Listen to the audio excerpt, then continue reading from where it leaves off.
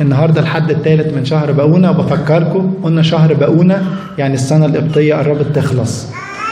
السنة القبطية انتوا عارفين فيها 13 شهر، وبتبتدي من أول شهر توت أو عيد النيروز اللي بيبقى في 11 سبتمبر. احنا دلوقتي خلاص في آخر يونيو اهوت، يعني السنة لا، ما الكنيسة لازم تجهزنا من بدري يا جماعة، لازم تكونوا واخدين بالكم من كده. الكنيسة شاطرة قوي، يعني بتتكلم من قبل الموضوع بفترة علشان خاطر كل واحد يقدر يحط لنفسه خطط كده، ويقدر يرتب حياته، ويقدر يبقى يحط قدامه كده هدف، ويبقى عنده مجال ومكان ان هو ينفذ الهدف. خلي بالك ان هي الكنيسة هتفضل على الهدف ده كده لغاية اخر لحظة في السنة وبداية السنة الجديدة. هتفضل لغاية اخر يوم في السنة تقول لك خلي بالك ده وقت انك تجهز فيه نفسك، وقت انك تطلب فيه عطية الروح القدس. لانه برضو احنا في نفس الوقت بنجهز نفسنا ازاي؟ ايه الطريقة اللي احنا بنجهز نفسنا بيها في الوقت دوت؟ الوقت ده غالبا صوم الرسل، عشان كده حاطين الايقونة اللي ورايا ديت اللي فيها معجزة صيد السمك الكتير.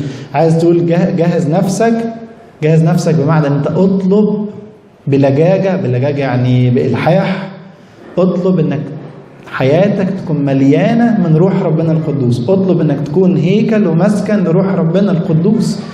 ربنا بنفسه عاوز يعيش جواك، فاطلب دوت يعني مع كل بق مية تاخده في الحر دوت اللي احنا عايشين فيه دوت، اطلب انك تتملي من الروح القدس. اطلب زي الاباء الرسل، قول له زي ما اشتغلت في الاباء الرسل واديت لهم القوة واديت لهم نعمة واديت لهم بركة واديت لهم حكمة واديت لهم سلام واديت لهم احتمال واديت لهم ان هم يغيروا الدنيا دي كلها، اديني يا رب ان انا اقدر اغير نفسي، اديني يا رب ان انا اقدر يعني اكون بجد ابن ليك بجد، مش زي ما بيقولوا كده ابن يعني وخلاص على الماشي، او اسم او ابن بالاسم او محسوب عليك كده يعني يا رب ابن او بنت وخلاص. النهارده المسيح بيعمل معجزة جميلة خالص بتورينا سلطانه، بتورينا سلطانه، لكن كمان بتورينا نفسنا، بتورينا حالتنا. يقول كده حينئذ احضر اليه اعمى مجنون واخرس. وكلمة واحدة بعد كده تلغي كل اللي قبل كده، الحاجات الصعبة اللي احنا سامعينها دي. فشفاه. قد كده يا رب، يعني انت يعني اله قوي وقادر انك تعمل دوت. دي كل مشكلة اساسا منهم، كل واحدة منهم بس محتاجة يعني دكاترة ومحتاجة تخصص اساسا. يعني انت كل دوت ليه عندك حل؟ كل دوت ليه عند ربنا حل. حتى اللي ملوش حل عند اي حد له حل عند ربنا يسوع المسيح، لان ربنا هو الاله القادر على كل شيء. فهل انت عندك تصور دوت؟ هل انت مقتنع بدوت؟ ولا الموضوع بالنسبة لك مع الوقت تحول يعني لنوع من أنواع الحاجات اللي احنا بنكررها؟ بالحقيقة نؤمن بإله واحد الله الآب ضابط الكل. هل هو فعلا ضابط الكل بالنسبة لك؟ يعني النقطة ديت لو كانت واضحة يتغير كتير خالص في حياتنا. فشفاه، لأنه ربنا يسوع المسيح ليه كل السلطان، ليه كل السلطان على المرض، ليه كل السلطان على الأرواح الشريرة، ليه كل السلطان على الموت نفسه.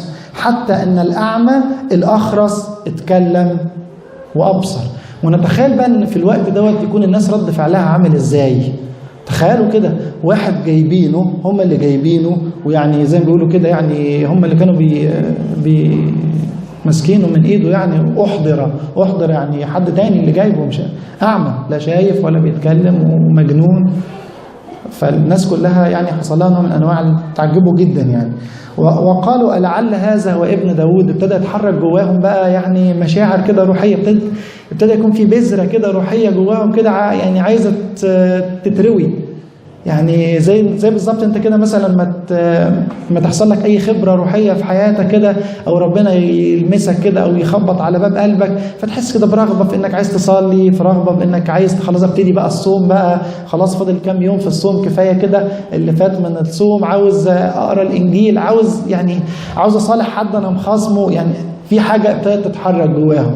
لكن دايما بيكون في قوه معاكسه، دايما في قوه في الناحيه الثانيه اللي هنا بيمثلها الفريسيين. والفريسيين موجودين في كل زمان، الناس اللي مش بتشوف بس غير الوحش، او الناس اللي نظرتها بس على طول سلبيه موجودين في كل مكان. اوكي، ممكن انك تيجي تبتدي في حد يقول لك يا عم انت هتعملي نفسك بقى ملاك، خدنا على جناحك. يعني الحاجات دي موجوده في كل زمان، مش بس في وقت المسيح وبس. انت يعني اخرك ايه؟ هم يومين هتعيشهم كويس وبعد كده هترجع تاني، فانت يعني بتتعب نفسك ليه؟ لا، انا همشي اليومين دول مع ربنا، وانا واثق في ربنا ان هو الضابط الكل، وحتى لو وقعت هقوم تاني واكمل. لكن المشكله ان احنا اوقات بنسمع للكلام دوت وبنثق فيه وبنصدقه اكتر ما بنصدق المسيح نفسه. الفارسيين بقى لما سمعوا قالوا ايه؟ قالوا ان المسيح بيخرج الشياطين ببعلزبول. بيخرج الشياطين ببعلزبول. بعلزبول او بعلزبوب ده كان واحد من آلهة الفلسطينيين، وهو اساسا معنى الاسم يعني اله الذباب، الدبان. اوكي، لان هم كانوا بيؤمنوا، يعني الشعوب دي كانت بتؤمن ان الاله دوت له سلطان ان هو يطرد الدبان من البيوت. له سلطان ان هو ازاي، كان برضو الجو حر عندهم ودبان وكده، فده عملوا له اله بعلزبول، بعلزبوب، اله الذباب. فتخيلوا كده الفريسيين بيقولوا ايه؟ بيقولوا ان يعني المسيح دوت بيخرج الشيطان بالشيطان.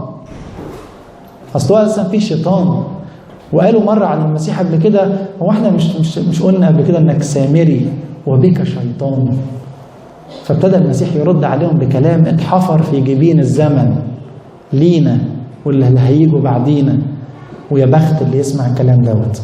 ابتدى المسيح يتكلم هنا عن ازاي تكون الوحده، ازاي تكون الوحده بجد، ازاي الكنيسه تكون واحده ومتماسكه، وازاي البيوت تكون واحده ومتماسكه. ابتدى المسيح يقول الشيطان هيطلع شيطان. ده برضو كلام يدخل العقل. كل مملكة منقسمة على ذاتها تخرب. علشان كده النهاردة لو احنا بنتكلم عن عمل روح ربنا القدوس في حياتنا، فعمل روح ربنا القدوس انه يخلينا واحد. عمل روح ربنا القدوس انه يخليك واحد، يخليك شخص واحد، انسان واحد امام الله، مش متقسم، مش متمزع، مش روحك في حتة وجسدك في حتة تانية خالص وفكرك في حتة تالتة خالص. عاوزك تبقى واحد، جسد ونفس وروح واحد قدام ربنا. ما تبقاش 2 في 1 أو 3 في 1 أو 10 حتى في 1. مع الأسف ممكن يكون كده الوشين والثلاثة والأربعة. شوف حد المسيح النهاردة يعني يقول لهم يا أولاد الأفاعي كيف تقدرون أن تتكلموا بالصالحات وأنتم أشرار. إزاي بتتكلم بالصالحات؟ إزاي بتتكلم كلمة ربنا؟ إزاي ليك مظهر التقوى وأنت من جوه بتنكر قوتها، وأنت من جوه بتنكر قوتها، وأنت من جوه مليان بالشر وبالخطية؟ ويا ريتك تايب، يا ريتك تايب، لأن كل تجديف، كل خطية هتغفر، ليها غفران. لكن أنت راضي باللي أنت فيه ده ومبسوط. عشان كده المسيح قال اجعلوا الشجرة جيدة وثمرها جيد، أو اجعلوا الشجرة ردية وثمرها ردي. ما ينفعش كل 2 في نفس الوقت. سفر الرؤيا من الأسفار الجميلة قوي اللي عكست الحتة ديت، إن ربنا قد إيه بيكره فكرة إن الواحد يبقى 2. يبقى 2 قد إيه ده بيبقى، يعني قد إيه ربنا بيبقى شايف الموضوع ده صعب قوي. سماه الكتاب المقدس رياء، وسماه الكتاب المقدس فتور، فاتر. يقول لك انك لست باردا ولست حارا، يعني لا انت وحش وبعيد فانت ممكن يعني تتوب وترجع، ولا انت حلو وعايش مع ربنا. انت عمال زي ما بيقولوا كده ايه، 2 في 1، معاهم عليهم، ساعة لقلبك وساعة لربك. ربنا في الكنيسة، والشارع حاجة تانية، والشغل حاجة تالتة، والبيت حاجة رابعة، وشوش عمالة تطلع في كل مكان. ربنا جه النهارده علشان يقول لنا سر قوتك هيكون في انك تكون واحد. سر قوة بيوتنا ان هي تكون بيت واحد، لان كل بيت منقسم على ذاته يخرب. وبالتالي سر قوة الكنيسة ان هي تكون كنيسة واحدة. عشان كده سيدنا الأنبا بخوميوس ربنا يديله الصحة كان يقول كده: اشتري سلامك مع أخوك بأي ثمن. اشتري سلامك مع أخوك. أخوك دي شيلها وحط أي حد. اوكي؟ أخوك دي كلمة جامعة ما شاملة يعني زي ما بيقولوا. اشتري سلامك مع أخوك بأي ثمن. عشان كده الكنيسة ما تستغربوش إن هي بعد تقديس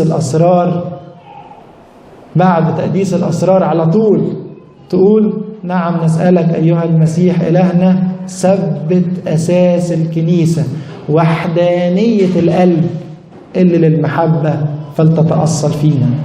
الكنيسة فاهمة الكلمة ديت كويس.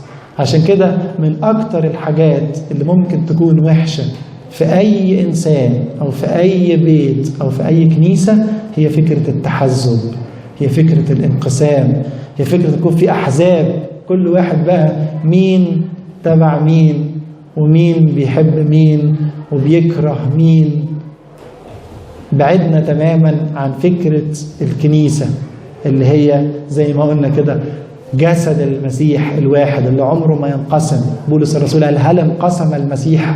ما انتوا ليه مقسومين كده؟ طالما المسيح ما انقسمش انتوا ليه مقسومين؟ ليه واحد بيقول انا لبولس وليه واحد بيقول انا لابولس؟ هو بولس ولا ابولس هم اللي اتصلبوا عنكم؟ هو المسيح. بص على ربنا يسوع المسيح حب الكل، وجهادنا هو ان احنا نحافظ على الوحدة دي، انك تكون واحد. لو ما عرفتش تكون واحد انت كشخص هيبقى اللي انت تقدر تعمله في ان البيت بتاعك يكون واحد ولا الكنيسة بتاعتك تكون واحد هيكون قليل. لكن لو انت فعلا في جهادك امام الله بتجاهد انك تكون واحد وبتطرد اي حاجة بتخليك اتنين، تطرد اي كذب من حياتك بيخليك اتنين. الكذب من اكتر الحاجات اللي ممكن تخليك اتنين، لان انت بتبقى اساسا بتقول حاجة وجواك حاجة تاني خالص. الرياء بيخليك اتنين.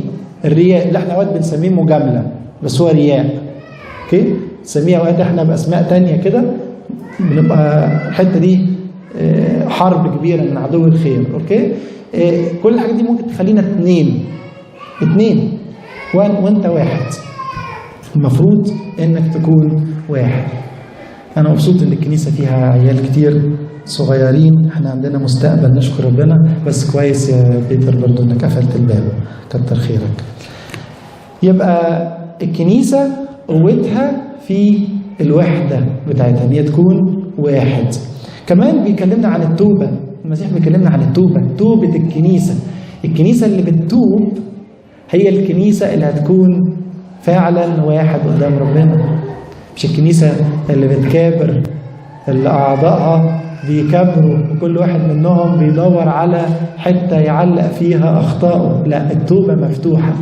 عشان كده برضو لازم نفهم الآية دي كويس. المسيح بيقول إن اللي يقول كلمة على ابن الإنسان يغفر له، لكن اللي يقول كلمة على الروح القدس فلن يغفر له. بصوا بقى الحتة اللي جاية صعبة قوي: لا في هذا الدهر ولا في الدهر الآتي. يعني خلاص الموضوع خلص، قفلت. طب دي معناها ايه دي بقى؟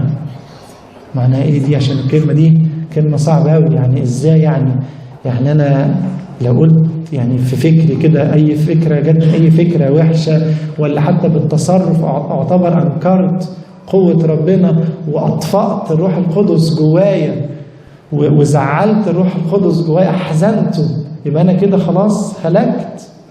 لا، لازم نفهم الحتة دي صح، لازم نفهم الحتة دي كويس خالص، لأنه الله واحد. ففكرة أنه الآب والابن والروح القدس هو لاهوت واحد، هو كرامة واحدة.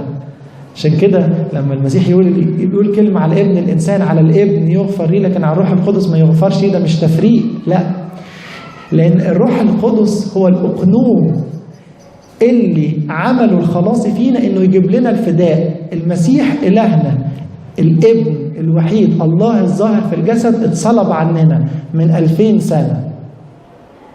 احنا ايه علاقتنا بالفداء ده؟ سألتوا نفسكم السؤال ده؟ ايه علاقتنا باللي حصل على الصليب من 2000 سنة؟ ايه علاقتنا بيه؟ ايه علاقتنا بيه؟ الروح القدس. الروح القدس اللي ياخد من دوت ويدينا، ياخد من النعمة دي ويدينا، ياخد من الحرية دي ويدينا، ياخد من القوة دي ويدينا، يغسلنا في الأسرار، في التوبة، في الاعتراف، في التناول. هي ده شغل الروح القدس. فإذا كان ده شغل الروح القدس جواك، فأنت لو أنكرت شغل الروح القدس ده جواك وعشت رافض ربنا ورافض التوبة ورافض إنك تثبت فيه ويثبت فيك، زي ما هو قال من يأكل جسدي ويشرب دمي يثبت فيا وأثبت فيه إلى آخر فرصة ربنا بيديها لك في حياتك، أكيد طبعا كده مفيش غفران. مفيش غفران لا هنا، وأكيد طبعا بعد الموت ليس في الموتى من يذكر ولا في الجحيم من يشكر. علشان كده من الآيات الجميلة النهاردة اجعلوا الشجرة جيدة ثمرها جيد، أو اجعلوا الشجرة ردية وثمرها ردي. المسيح ادانا بقى حاجة ثالثة كمان صغيرة، فكرة الكلمة، إن قد إيه الكلمة ديت ممكن تكون يعني بركة في حياتك، وقد إيه الكلمة برضو اللي أنت بتقولها ممكن تكون سبب لعنة في حياتك. إحنا أكتر حاجة بنعملها كناس كبشر إن إحنا بنتكلم غالبا يعني كثيرا ما تكلمت فندمت، أما عن السكوت فلم أندم قط. دي الكلمة بنقولها يعني، بنحب نقولها يعني، بنحب نقول القديس أرسانيوس علم كده، لكن احنا بنتكلم كتير بالرغم من كده برضه. وأوقات كتيرة كلامنا كتير ده بيجيب لنا مشاكل، لكن برضه هنفضل نتكلم. أنا مش عايز أقول لكم ما تتكلموش، لكن خلي بالك من كلامك، خلي بالك من لسانك، اضبط لسانك، اضبط لسانك. أو على الأقل لو ما قدرتش تضبط لسانك خليك في طريق الضبط دوت. يعني حاول يعني ايه؟ حاول يعني اتكلم مع حد تاني اكتر، ربما يعني يأثر عليك. يقول لك كده الواحد لما يقعد اسبوع وسط شله حلوه كده، هتلاقيه بعد الاسبوع ده كلامه اتغير. نفس الاسبوع ده لو قضى مع شله كده متعبه كلامهم صعب، هيلاقي نفسه بالظبط يعني. فتخيل انت كده بتقول انا بحاول ابطل، بتحاول تبطل، تعمل ايه يعني؟ يعني واحد بيقول مثلا أنا ضعيف في الألماني فأنا بحاول أحسن من نفسي. يعني إيه بتحاول تحسن من نفسك؟ يعني بتذاكر ألماني، لكن لو أنا بحاول أحسن من نفسي وأنت نايم في البيت تبقى بتهزر، تبقى أنت بتتكلم بس يعني إنك بتحاول تقنع نفسك يعني إنك واللي حواليك إنك بتحاول، وأنت لا بتحاول ولا حاجة الصراحة يعني. فأنا بحاول إن أنا أبطل أشتم، بحاول إن أنا أبطل أحلف، لأن أوقات كتير بينا نيجي في الاعتراف نقول يعني إيه الحاجات بتاعت كل مرة. مرة في شاب جاني في الاعتراف قال لي بص يا ابونا الستاندرد خطيئة الستاندرد، يعني اللي هو الحاجات اللي خلاص يعني ايه ستاندرد؟ الخطيئة عمرها ما كانت ستاندرد ولا تكون ستاندرد ابدا، عمرها ما تكون الحاجة اللي نقيس نفسنا عليها. فخلي بالكم من الحتة. عاوز تبطل بتحاول، يبقى اتكلم مع ربنا اكتر، اتكلم مع ربنا اكتر، افتح الكلام بتاعه وخد من الكلام بتاعه. لما تاخد من الكلام بتاعه هيبقى الكلمة الوحشة طالعة بصعوبة. اقرا رسالة يعقوب الرسول وخد الآيات بتاعة اللسان واحفظها وحطها جوه قلبك. لو انت فعلا عاوز تحاول، اندم على كل كلمة غلط قلتها وقدم عنها اعتذار، وما تكبرش، ما تستكبرش. مفيش حد كبير على الغلط، مش حد كبير على الاعتذار. اعتذر لربنا واعتذر لأب اعترافك قدام أب اعترافك. اعتذر لربنا تاني واندم تاني واعتذر لأخوك.